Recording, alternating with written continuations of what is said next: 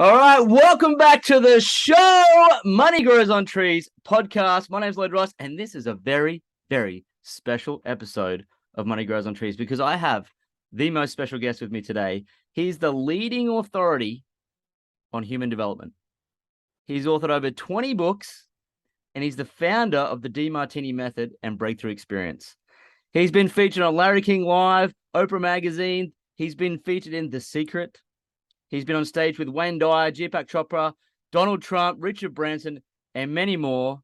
But what I love about him the most is watching him teach, because that's really his spiritual gift.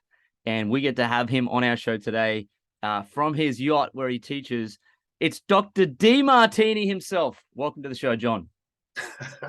Thank you. I've been looking forward to it. Fantastic. Well, John, I had the pleasure of listening to you speak. I've done your breakthrough experience, which is sensational. Anyone who hasn't done that, really, we'll talk about it later, but it's fantastic. But I had the pleasure of hearing you talk at a friend's Dreamfest event recently. You zoomed in and you spoke about time management. And with all the people I teach and coach about money, the number one thing that pops up, and you may have encountered this yourself many years in a row, the number one thing that comes up with their money is they don't know how to manage their time.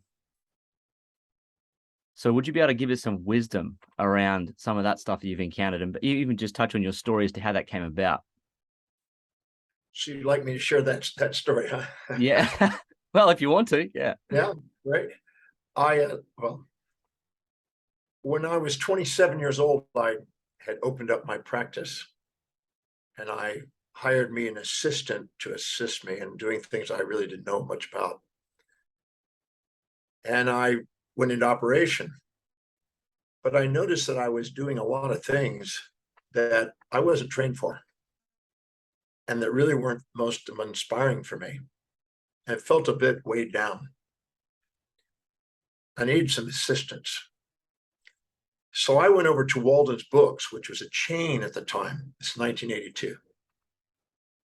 And went through the books and found a book called The Time Trap by Alec McKinsey. And as I browsed through it, I went, yep, this is the one I want to take. So I grabbed the book, went home, and just devoured it. Earmarked it, underlined it, bent the pages, all the basics. Yeah. Then I extracted the essence, or at least some of the essence from the book, and created a chart, I guess you could call it. It had 6 columns in it, 5 parallel lines on a piece of paper. The first column was everything that I did in a day. And I had to be really honest with myself. What am I doing in my day? From the time I wake up to the time I go to bed? Yeah. What am I actually doing? And you have to face the truth about yourself sometimes. Yeah. And I looked at what I did and I wrote down, and instead of generalities marketing, I wrote down the actual action steps that I was doing, the actual action steps I was doing clinically, actually action steps I was doing administrative, everything I was doing, every detail of everything I would do that would be redundant that I was doing. Okay. And this became a multi-page list. And I kind of abbreviated the best I could to keep it in that column. When I got through that, I had already, by looking at that, reading that, realized, whoa, I'm doing a whole lot of stuff that's not really priority. Yeah. I was majoring in minors and minoring in majors, and I had to face that more than I could see before I wrote those. Okay. When I got through, I already had this sense of where I was leading. It was kind of pointing me in a direction. In the second column, I wrote down a really painful one. How much does it generate per hour? Okay. So if I spent 2 hours, I would divide by 2. If I spent a half hour, I'd multiply by 2. Yep. 10 minutes, I'd multiply times 6. And I extrapolate down to what does it actually produce to the best of my cognitive ability to decide that. And some things weren't generating anything. And that was the vast majority. I had a lot of zeros. And then there was a handful of things that were really off the chart. And going and doing presentations to groups was the highest producing per minute per hour, which I thought was, oh, that's interesting. I love speaking, but it just so happened I can leverage. Yeah. The second one was actually clinically working with a client, but it went down from there. And there's a lot of zeros. I made two decisions from that. I need to be focusing on these two, these few, and I need to either charge for these other ones, reduce them, or get them delegated. Okay. When I got through that list, I prioritized it according to what produced the most per hour down to least per hour. I already sensed, not only was I majoring in minor and mining in majors, I already sensed now where I needed to go from that prioritization. In the third column, I wrote down how much meaning does it have? Because when I'm doing something that's productive, it means I'm doing something that serves my clients, my customers, my attendees. Yeah. And that is half of the equation. But then the other half of the equation is I have to be able to be inspired to do it. Yeah. And if it's not meaningful to me and it's not intrinsically driving me, I'm going to procrastinate, hesitate, frustrate, and not take action and hold back on the thing that produces. Yep. So I did a 1 to 10 scale, meaning 10 was I dream about it, I'm inspired to do it, I spontaneously do it, I love it. And 1 was I got to do it, I have to do it, I must do it. Okay. Because it just needs to be done. Okay. But I hate it. Okay. And I did that list and prioritized it to the ones that were most priority. Now, I was blessed because the ones that were most meaningful, a number of them were the ones that produced the most. So that was like a breath of fresh air, knowing that's where I need to go. Okay. That way I can't wait to get up in the morning and be at service, and people can't wait to get the service. And I can tap dance to work, as Buffett said. He does say that.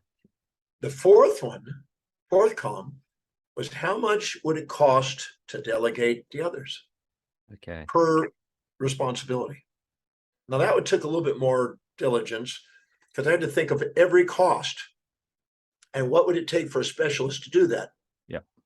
Roughly the average. And I would look up what the average fees are, what I think that would be costing. And then the cost of the office, the cost of the training, the parking, the insurance, the downtime, the bonuses, the paper clips, the computer, whatever it was needed. And I did a really thorough analysis of what it was costing me because I wanted it to be as accurate as possible. So I didn't go, oops, I didn't think very clearly. Yeah. Rather have foresight than hindsight. Okay. And then I prioritize that according to spread, what produces the most versus costs the least. Okay. So that way I knew where, if I delegate, I could extract surplus labor value out of manual labor and use their cognitive skills to help me produce more. And that way I'm free to go and do what I really love to do that produces the most. So you looked at the return on investment of the delegation. Exactly. Okay. Fantastic. Because it never costs to delegate properly.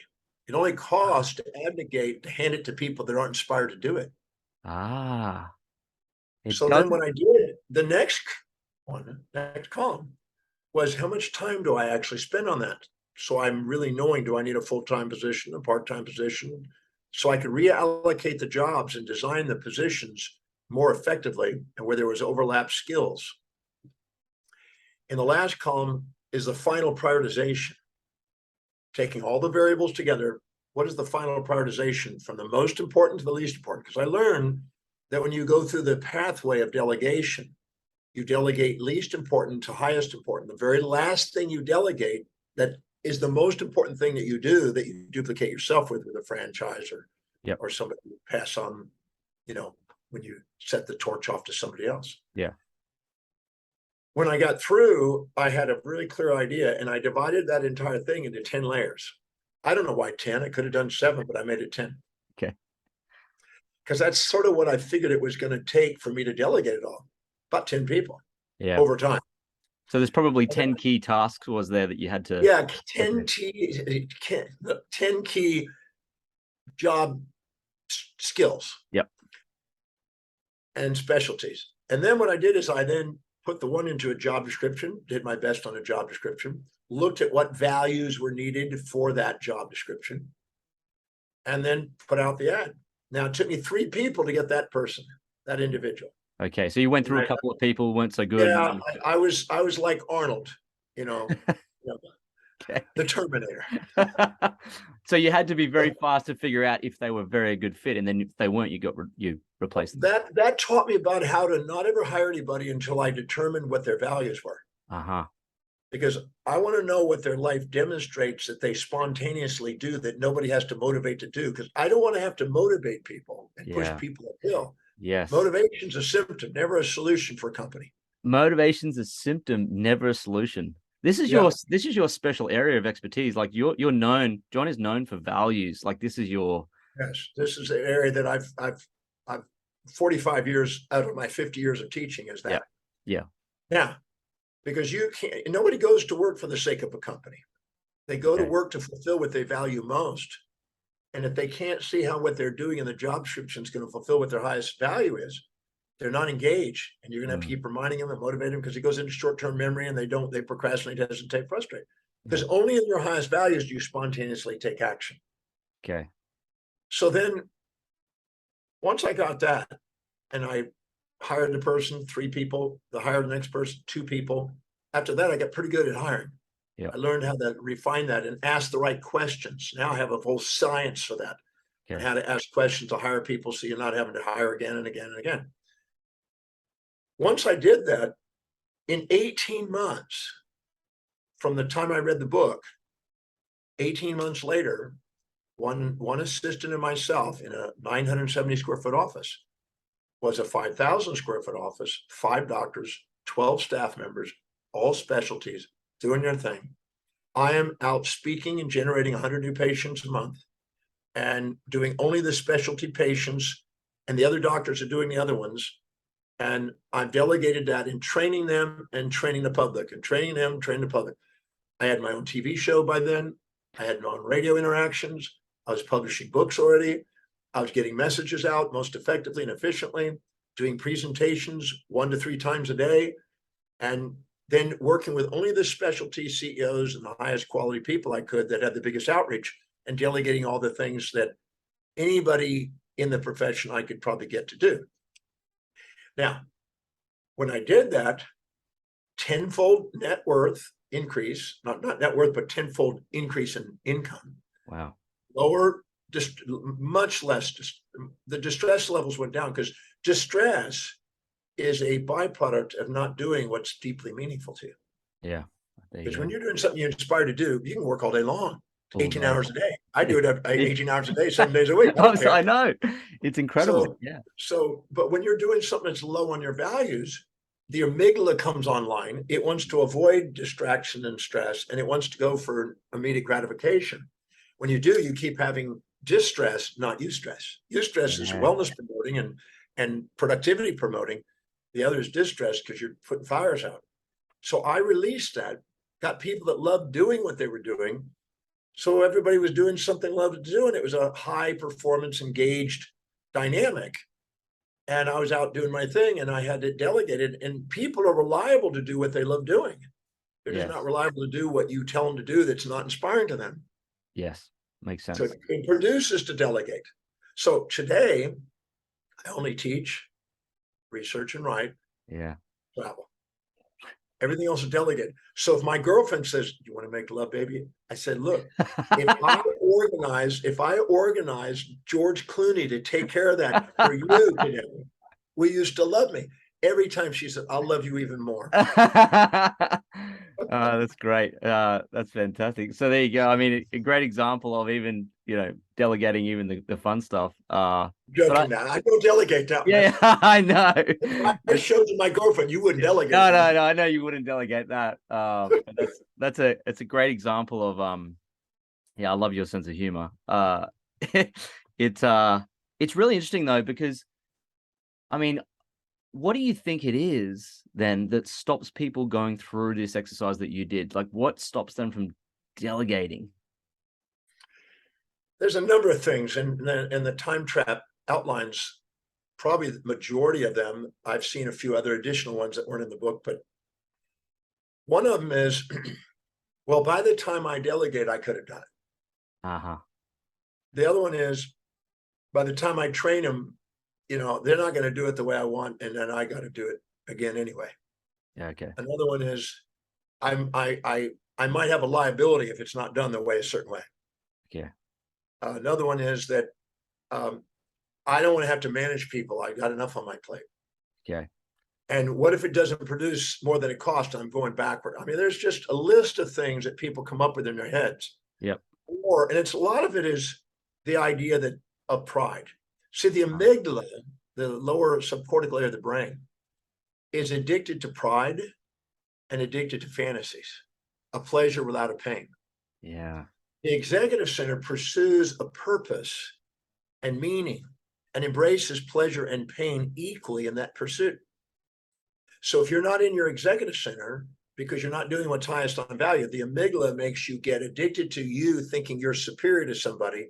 And then you hire not A people, you hire D, E, F, G, H people.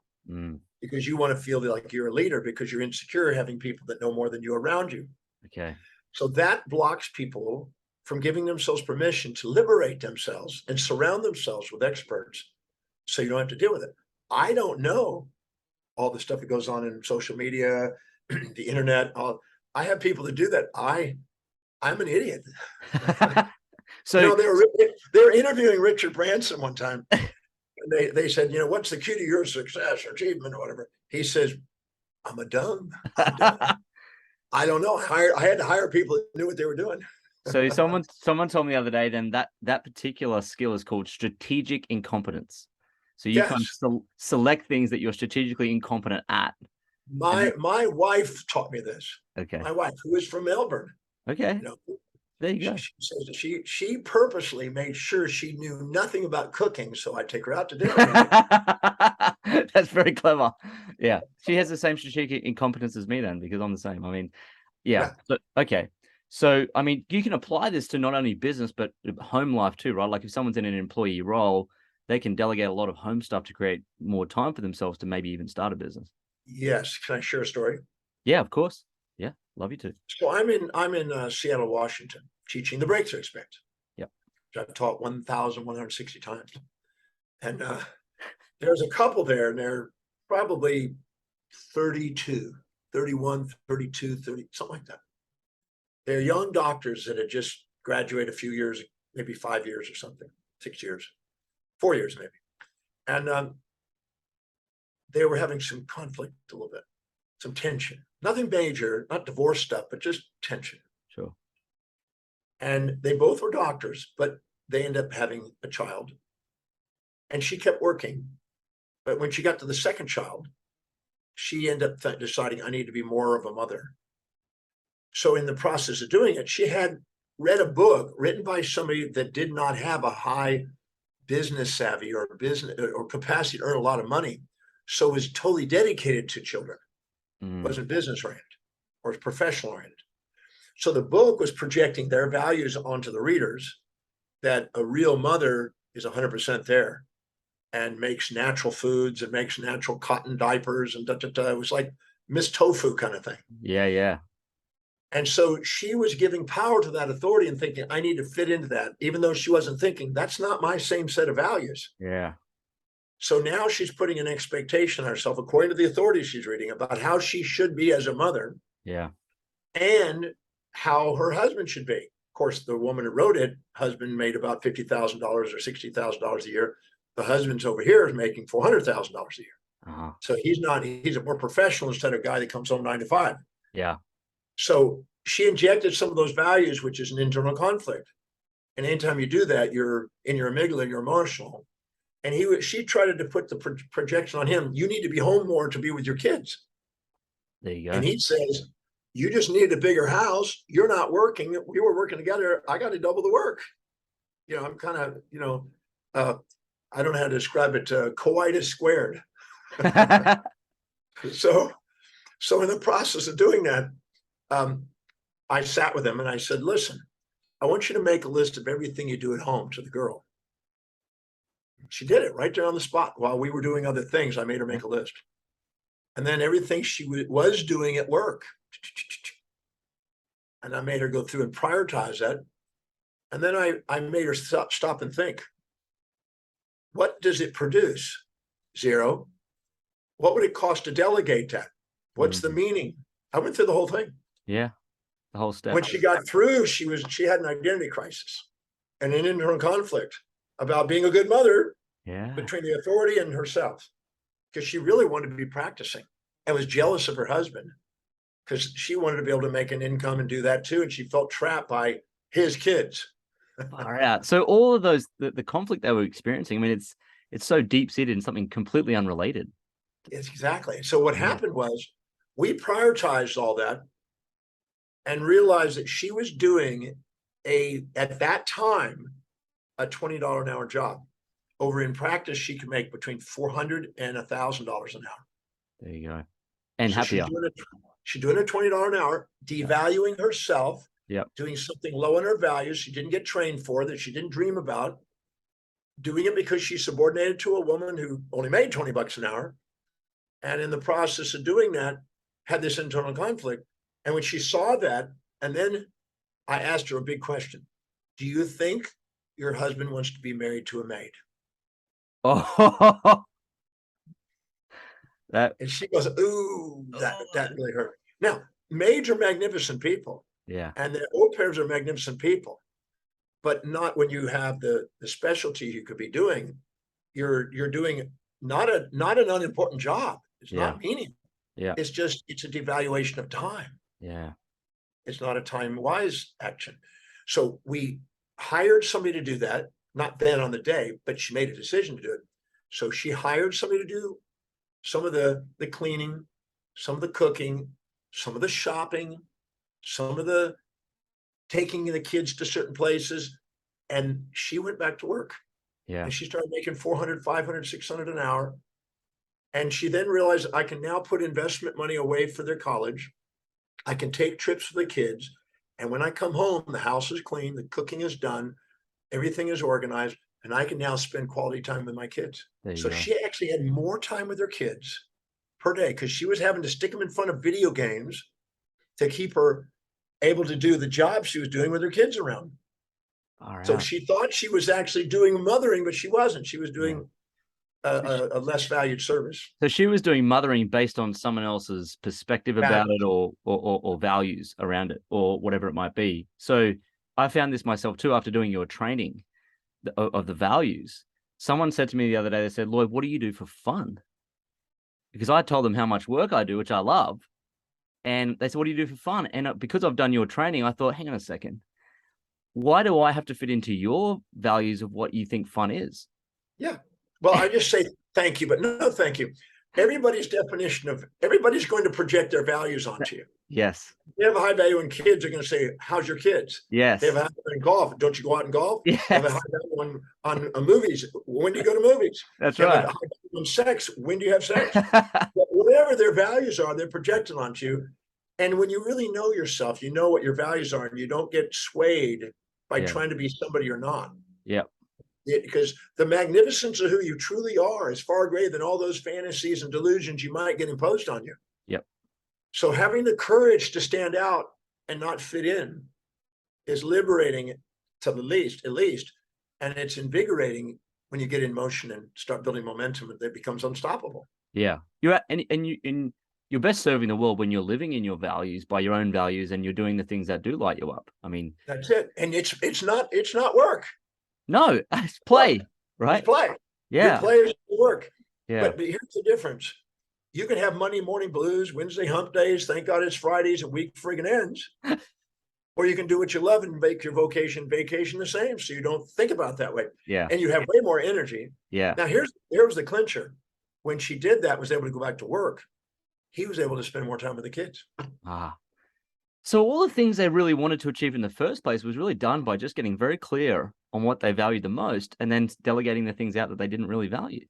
Here's the clincher. Every symptom in our life, physiological, through the autonomic epigenetic expression, intuitive psychological, from our emotions, our social feedback systems, our business responses are all trying to get us to live according to our highest values where we're most authentic and most efficient. Every symptom, once we understand that, management is really amazing.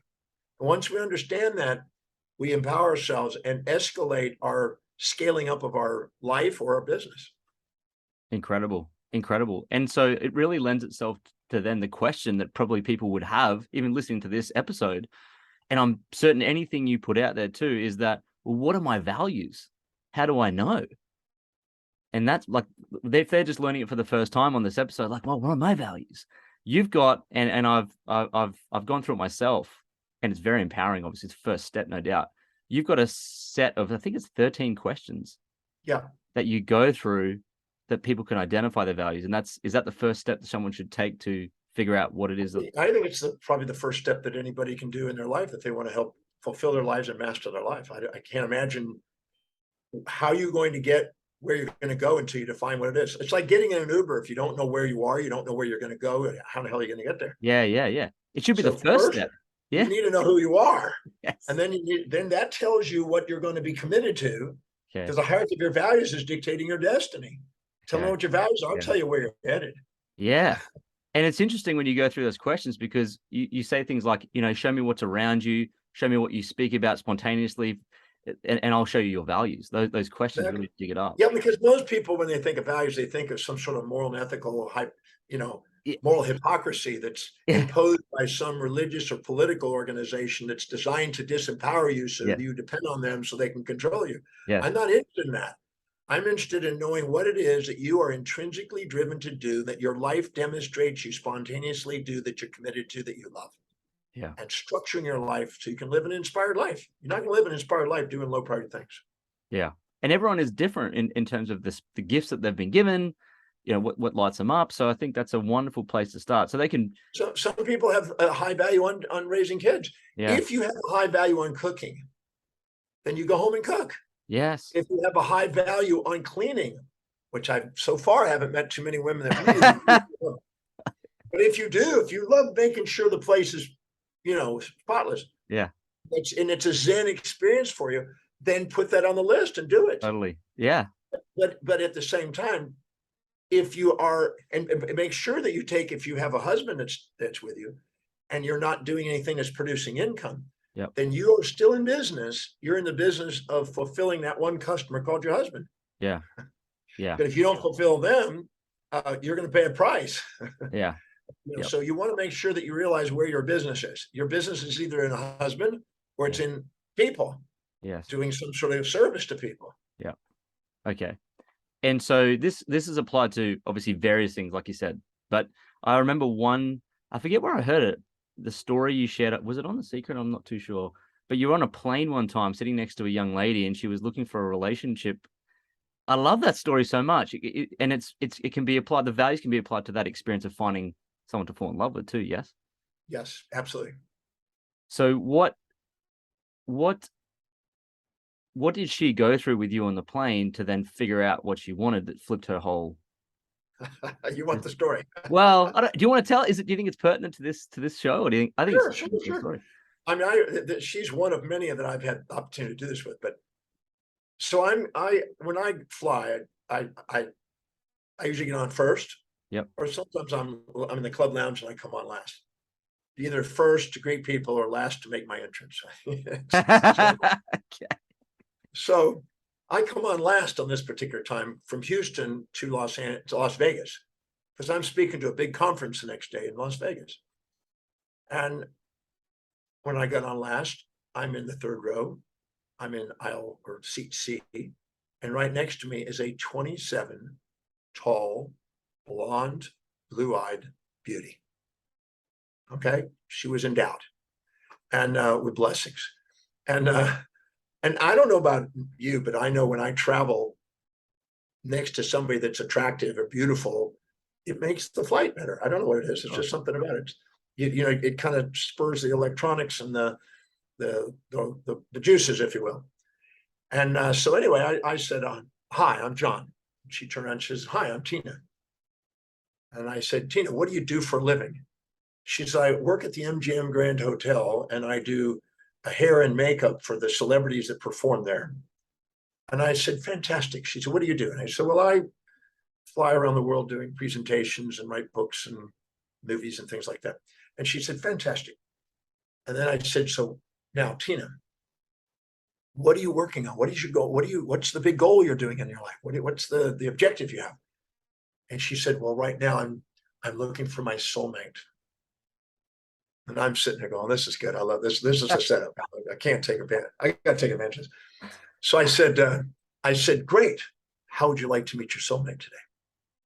Now that's a line that's a bit precarious, right? And because I asked her that just for fun. Yeah. And she looked at me like, that's a bit forward, but what does that exactly mean? I said, how would you like to discover how to meet your soulmate today? And she goes, well, what does it involve? And I said, well, just ask him some questions. I can help you find your soulmate if you do. Okay, like what kind of question? Like, what are you looking for in a soulmate? And I got a jacket from the ticket. You know, they used to put the tickets inside a jacket in those days. They were hard tickets. Yeah. And I started to write them down with my pen, right? I got my pen out. I said, so what are you looking for? She's like, I'm looking for somebody who's highly intelligent. Okay. I'm going. I'm in luck. Okay, good. Highly intelligent. Yeah. No, I'm not really. I'm teasing this girl. I'm not interested in it, really. I'm interested in looking at it, but I'm not. That's not what I'm looking for. But I'm having fun. Sure. So I said, highly intelligent. Okay. What else? I'm looking for some guy that's got a good sense of humor. Ooh, love it. I can do that. 3, somebody that's got some moolah, somebody that's got some cash. Yeah. And somebody that's ambitious, right? And these are all classical. You know, a woman's looking for somebody that's got intelligence, ambitious, money, Everything. that wants her, that's socially savvy, that's physically fit, and you know, hot to trot, the little butt and a big chest, you know, kind of thing, and broad shoulders, a nice jaw, and somebody that's inspired. So she listed all the classical ones that 99% of all the women I've ever done this with answered. It's pretty predictable. And she had 22 things listed. So as a, you know, and as you know, there's no way of ever satisfying a female. It's the list is infinite. Yeah. You know, men just want 3 or 4 things, and women have infinite numbers there. I'm just teasing. I'm joking. So I make this list, and I said, great. Now, what is exactly the opposite of that? And she said, well, somebody that's kind of dumb. I said, good. And I wrote down the exact opposites of that, because you never get a man that has one side. Yeah. Because they're brilliant in one area, but they're usually pretty idiotic in the other. Like me, I'm pretty good in human behavior and speaking, but I'm kind of an idiot when it comes to technology, and I haven't driven a car in 32 years. So put me behind a car and you'll go, I don't even have to turn the thing on. I last rolled down a window with reaching across and rolling it down. It's been delegated, low value. Yeah, I've delegated driving, and my captains and my pilots, that's all delegated. Nice. So I went through and showed her that she's not going to get a one-sided man, because that's a fantasy. If you're searching for a fantasy, it's unobtainable, and you're going to have a nightmare out of a life. Yeah. Then I asked her, okay, who is providing you that in your life? Because nothing's missing. Nothing's missing. Who is providing that? Who's got the high intelligence? She said, oh, the owner of MGM Grand Hotel. He's brilliant. I said, great. Who else? Well, there's a guy that I do cutting hair with. He's just highly intelligent, runs a major company, and is very intelligent. Great. And I made her list them until she had the quantity in a variety of men that was what she was looking for in her life. Sure. It wasn't missing. It was dispersed. Yep. It's either concentrated or dispersed, but nothing's ever missing in people's lives. And I made her go through and identify all of those and all the opposites. And she goes, so what you're saying is that everything that I'm looking for and its opposite is in my life right now? And she goes, that's really wild. I've never known that, never thought about that. And I said, yeah, nothing's ever missing. And the reason I want you to have that awareness is because if you think there's something missing, you'll be desperate, you'll be an underdog in relationships, and you'll sacrifice what's important to you to be with somebody, which will eventually you put an unrealistic expectation on them and undermine the relationship. Yeah. She goes, boy, that's something I've done before. And I said, now, but can you see that you're not missing it? So it's not a desperate position. Yeah. It's you already have it. Now it's the question is, would you like it to go into one or keep it in many? Because right now you've got many. She said, why do I have that? Well, can I ever find it in one man? I said, well, not exactly. You're going to find one man that's going to get most of it. You're going to have some friends filling in a few of the gaps, because that's healthy. You can't just put everything on one person. It's unrealistic smothering. I said, so now, if you'd like it to be in one person, the reason why it's not is because you've been wounded in the past when you were one person. And she goes, how do you mean? I said, well, let's take the last boyfriends, make a list of the boyfriends that have been at least a few years in your life. You know, you've lasted a period with. She listed them down. I said, let's go to the first one that was most recent. What is the specific trait, action or inaction, that they displayed that you end up despising, disliking, or hating, and you swear, I don't want to do that again? And she said, wow, he was extremely, extremely wealthy, extremely powerful, but he didn't have time for me. He's busy. And so I'm sitting on call waiting, and he didn't want me to work. And then he eventually dumped me because I wasn't as empowered as him, and I was the underdog, as you said. And then what happened is I had to recreate my entire business, and I can't take a risk of that again because my business started going down. And so I swore I don't want to get caught in that again. So can you see that you now surround yourself with men that are extremely wealthy that pay you instead of you subordinating to them? She goes, wow, I didn't think of that. I did it unconsciously. I said, all of our strategies, if they're not conscious, they're unconscious. Yes. And I said, now go to the next one. Oh, he was hot. He was something to drool over. But 15 women were after him all the time. And he was a player. And I could never rely on him to be there. And sometimes I know he would lie about me because he's thought with somebody else. And so I go, I don't want this, but I want handsome men around me. And they're coming in and getting their haircuts, and they're paying me. So she started thinking, I'm actually getting what I want. They're paying me, and I got a viable business, and I'm empowered. Yeah. She goes, I never thought I was unconsciously doing this, and I'm not dependent. I said, now go to the next one, right? Well, this guy was man, he had a sense of humor, but flaky, never really business savvy. Didn't, I couldn't rely on him. I was paying for things.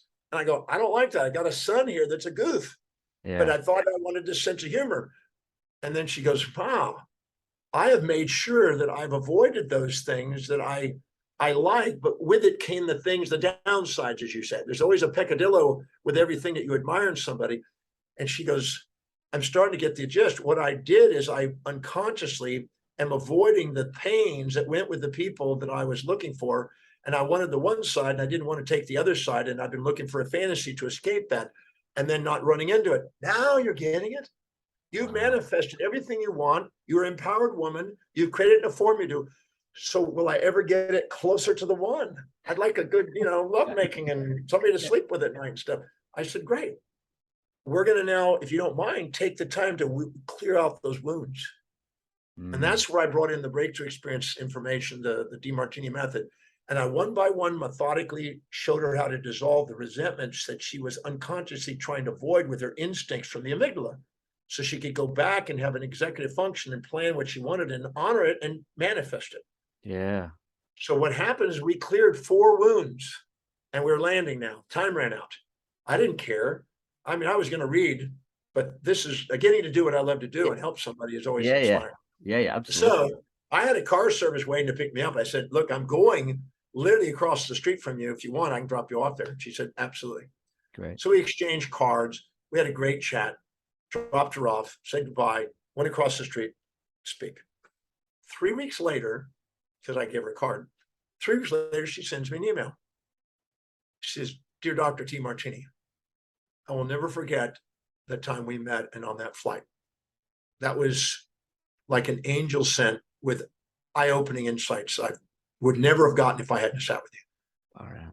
And then she said, thank you. I met a man from Israel who is handsome, who's my size, because she was tall, who's wealthy, who has a number of businesses, who is delegated to businesses and travels around and doesn't have to do 9 to 5, all time working, and asked if I could go on a trip with him. And we just got back from a trip. And I just want to say, I've met a man. I feel stable. I'm not infatuated with him because I know I've got my power. Yeah. I'm selective, and I'm being more, I'm not impulsive. I'm making sure that these are really ticking some boxes, and they tick off a lot of boxes. And for 3 years, maybe every quarter, she'd send me pictures of them and things they were doing. And so I know that the second you realize your unconscious motives and know what your values are, Yeah. and break your delusions and fantasies and unrealistic expectations that the amygdala love to build, Yes. you are more empowered to create what you would love in a way that builds momentum than any other way. Yeah. That's incredible. And it's fascinating that all of us, we have our fantasies. We paint the fantasy, and you can't live up to it, and it creates all this unhappiness and conflict, and that's a Yeah. great example. Well, I thought, I wrote down one time I want to be an international sex symbol, like a James Bond, or a, Hugh Hefner, what I'm like. But when I realized my values, I realized there was zero evidence of that happening. Yeah, yeah, yeah, yeah, yeah, Zero. yeah, yeah, yeah. My life was demonstrating I was in front of a book or a computer researching every day and writing every day, writing for 1,500 magazines around the world. My life demonstrated that. It didn't demonstrate all that stuff that I fantasized. So I deleted that fantasy Yes. and realized that wasn't true. Yes. So I had to get real with myself, because those are Yeah. just delusions and fantasies that we Yeah. get because we get enamored with a movie we see or something. Yeah, yeah, yeah. Well, that's what I learned in your breakthrough experience, because it's one of the main things I took away was this fantasy we paint. And I thought it was just so well taught by you in that breakthrough experience that when I talk to young people now, I say, what do you want to do with your life? And they say, well, I want to be a dietitian and get into clinic and all this stuff. And they're studying a degree. And I say, that's interesting. And I think that when they get into the real world of actually what a business requires, a lot of that technical work that they really love and want to do is not what they end up doing. And they paint a fantasy of what it's going to be like to be in that role. And I say to them, have you ever really worked for a dietitian yet? And they say, no. I said, I'd really start there, because I think you're painting a fantasy of what it's actually like to be in this industry. Go visit the individual. Yeah. And I learned that from you. If you really love something. But the thing is, many entrepreneurs, I would say 80% at least, they have an entrepreneurial dream, but they get bogged down in management, administration, and all this stuff that they think they can't transcend. And so the very thing that they really love to do, they don't get to do. It's not because they can't, it's because they haven't learned the art of delegating and prioritizing. Yes. And they're trapped. And then they think, my highest value is business. Nobody has a highest value business. They have a highest value of doing some specific thing in the business. Yes. And because it's too general business. Because Yes. I have a business of teaching. I travel the world. I've been 181 countries speaking. So I have a value of doing that. But it's not the business administration and financial stuff and Yeah. marketing and all. I don't Yeah. know. I delegate that. Yeah. I teach, research, write, travel. Yeah. That's it. Yeah. And so I can do every day, 20 hours a day. But I'm not, if I was having to do all the other stuff that I might have kept doing if I hadn't read that book, Yeah. I might have been burned out. Yeah. Or both. Yeah. Or unhappy, or both. Unfulfilled. Yeah. It's fascinating you bring that up, because someone did tell me the other day, they said, Elon Musk, someone said, oh, you're a great businessman. He said, I'm not a businessman. I'm an engineer. He spends most of his time in the engineering department, because he's worked out, obviously, that that's what he's great at, and that's what he loves to do. And hires the people to do the other. Yeah. Yeah. So, I mean, even the best business people in the world actually follow what you're talking about here, which is living in their values. I got to share a story. Yeah. I was in New York. I used to live in New York. We used to live in Trump Tower. Wow. Right under the Donald. And under the Donald, really? Yeah, right under the Donald. Right underneath it. And what's interesting is I had the opportunity to consult for at the time, the head of the Oppenheimer financials. Wow. And he was retiring. And he was about to get a job at Brown University as the chancellor. And he's asking for a consult, because I did consulting for all kind of different characters. And he said, I said, so what do we want to work on today? He said, it's hard to say. I said, well, it's hard to say because you don't know, or it's hard to say because you have to face something. He says, I'm afraid that they're going to find out that I'm an imposter. And I said, what do you mean? He says, I don't know how to run a university. I've never run a universe in my life. I don't know anything about it. And I'm scared that it's now going to be, I've been such an achieving guy in what I'm doing. I'm afraid I'm going to end my life in the last portion of my life, dropping, not going up. Mm. And it scares me. How do I get past that? He said. I said, very simple. He said, simple. I've been racking my brain and having sleepless nights for days thinking about this. No, it's simple. How did you run Oppenheimer? Oh, I got the best people, surrounded myself with it, and inspired a team. I said, then let's get the best people and surround yourself with it and inspire a team. You're good at that. That's where your specialty is. He goes, oh my God, I can't believe that's that simple. It's true, isn't it? I said, Yeah. you don't need to be an educator. You don't need to be an academic. You don't need to do that. All you need to do is inspire a team Yeah. of those leaders. And you're great at finding those team members. He said, I am good at that. I said, son, let's go build a team. Wow. He said, I can't believe it. It's all gone. My shoulders are tight. All that's gone. I said, it's so simple, but he was overlooking it because he was subordinating. See, anytime you meet somebody you think is more intelligent than you, more successful than you in business or something, or more, wealthy than you, or more stable in their relationship than you, or more socially savvy than you, or have more leads, or more physically fit than you and have like abs and perfect bod or something, or more spiritually aware. Anytime you subordinate to somebody and put them on a pedestal and minimize yourself because you're too humble to admit what you see in them is inside you, you inject their values and create uncertainties and, in a sense, dilute and cloud the clarity of your own mission. And the symptoms of that are feedback to let you know you've gone out of being authentic. And so you're getting the feedback. And that's not a weakness. People think, oh, it's a weakness. I keep sabotaging. No, those are not weaknesses. Those are your physiology and psychology doing their jobs to get you back onto what is true. Ah. And many people confuse that and beat themselves up and go to some specialist to try to get them over their fears. No, they're just feedbacks. They're trying to do something that's not really their core. Yes. Their core competence. As Buffett Yeah. says, teach core competence. Yes. That's what his is. Doing Yes. balance sheets and studying financial systems or whatever. That's his specialty. Yeah. Not the other. Yeah. So mine is researching, writing, and teaching and traveling. Yep. I've traveled over 20 million miles on a plane. I've sailed around the world many times, this kind of thing. So what exactly are you core at? And stick to it.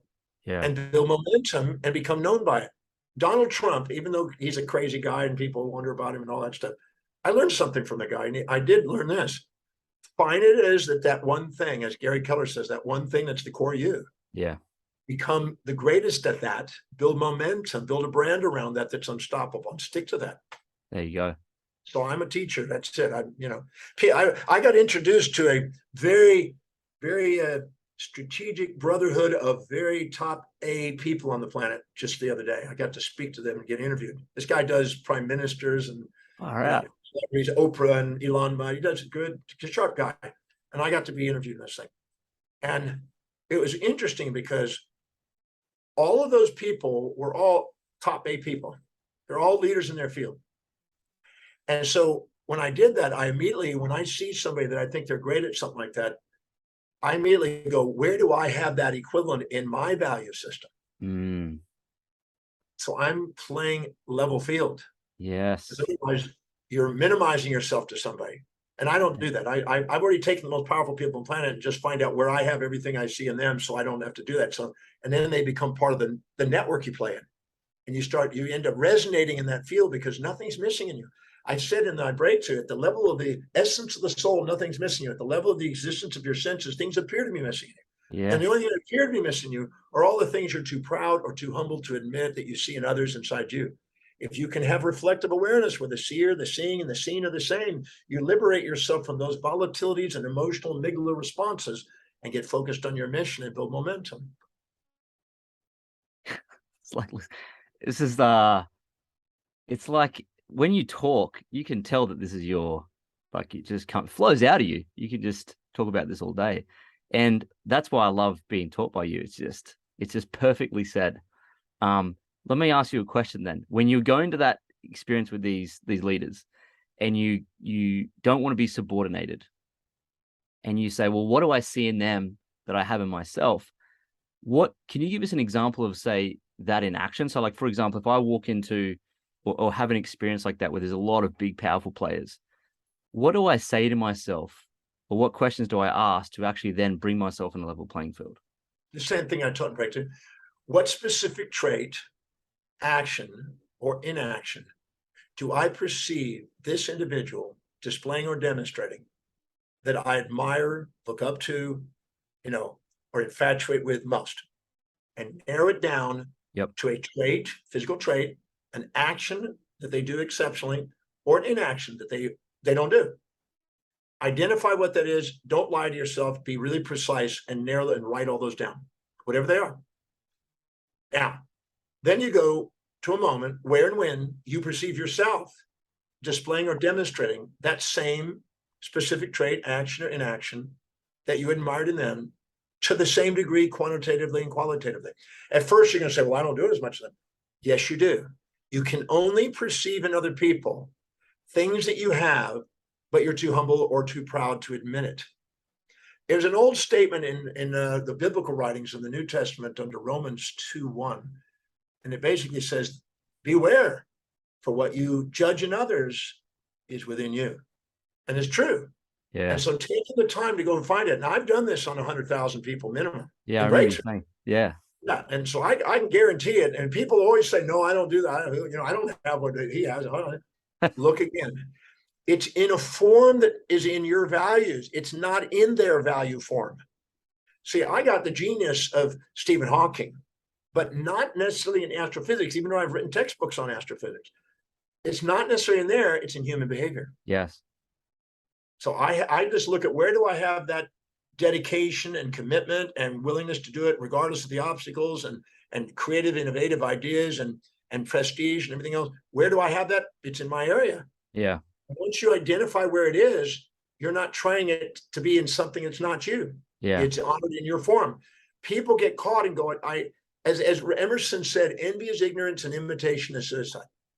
And Albert Einstein, when he was 18, had a teacher named Philip Leonard, who was a Nobel Prize winner and was friends with Hitler.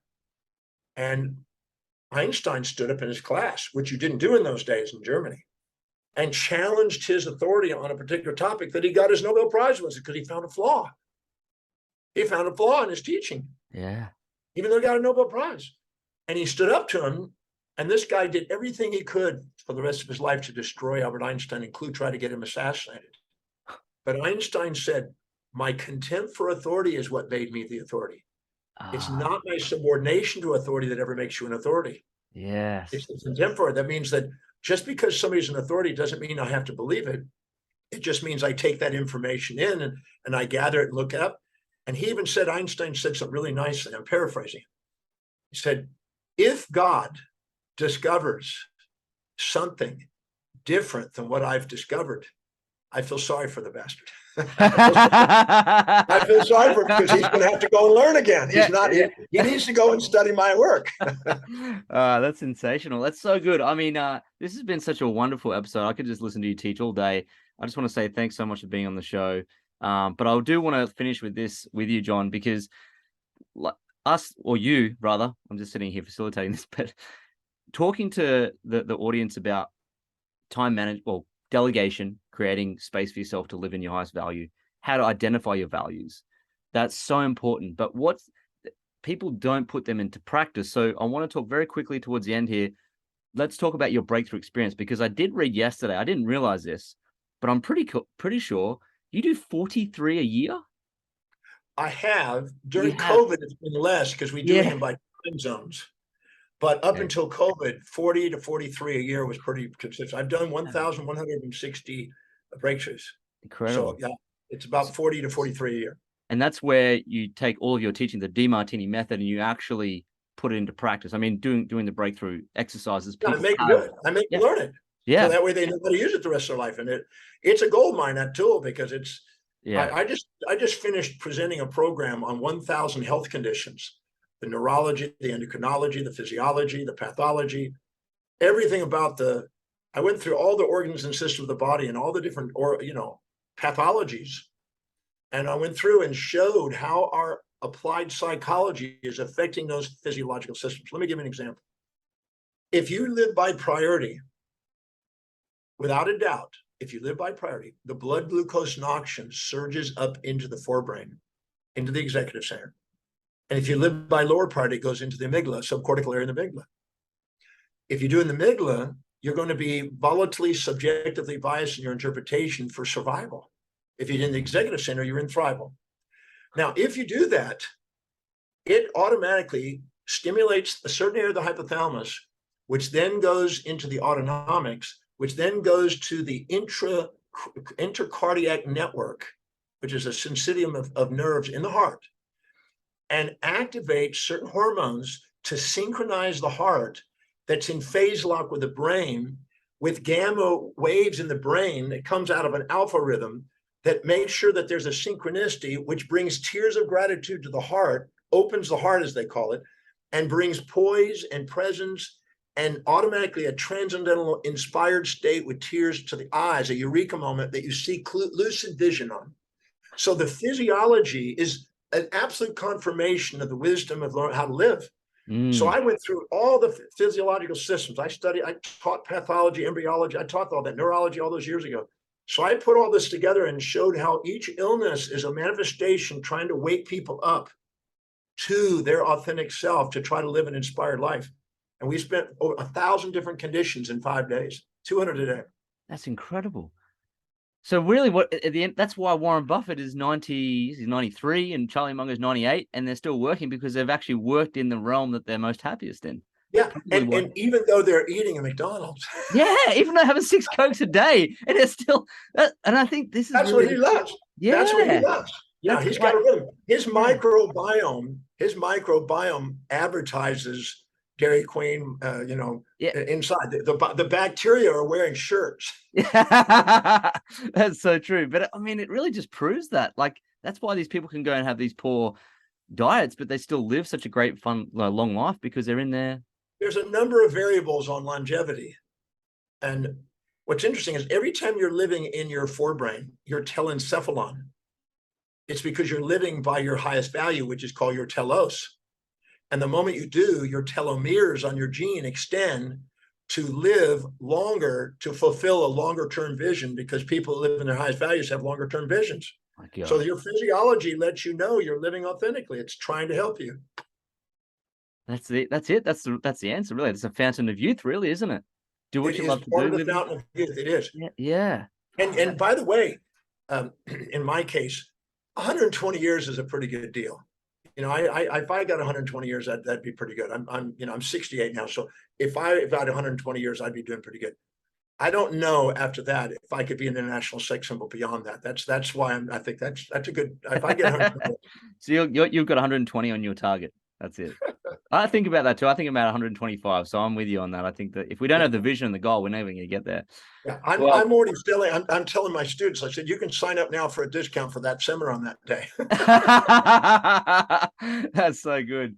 Well, so John, I just want to say thanks again. Well, what I'm going to do is, if it's okay with you, I'm going to put in the show notes, get Phil to put in the show notes, a link to go to. Is it best to give people the values questionnaire, or just tell them to go to drdemartini.com.